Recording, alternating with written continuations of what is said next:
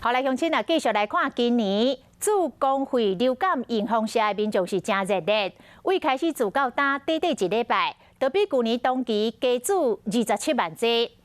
讲甲学生的接触时间上多就是老师，但是煞有10个县市无甲老师纳入到自公费预防社的对象。教师团体出面来提醒，讲安尼恐惊是真无妥当。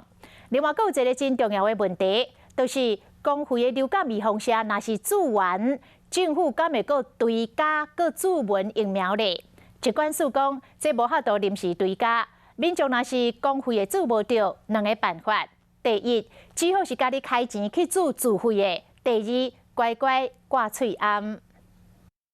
有史以来头一摆，通园老师唔免烦恼。今年开始，通园学生做流行感冒的预防社，老师唔免伫边仔看，会使随班做伙做。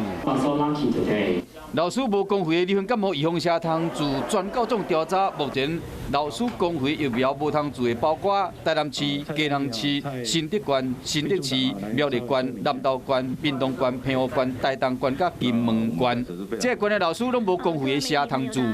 我们这么的重视校园的防疫，让孩子可以接种流感疫苗，但是老师却似乎成了一个漏洞。今天就算你给老师假，给他公假，让他去外面2个小时打，可是老师心里想的是，我班上的孩子怎么办？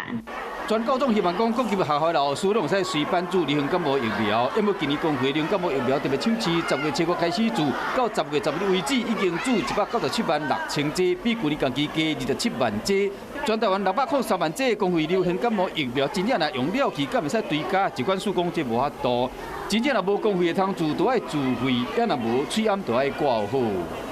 一直讲课，所以就会有纱布再一层，所以有3层。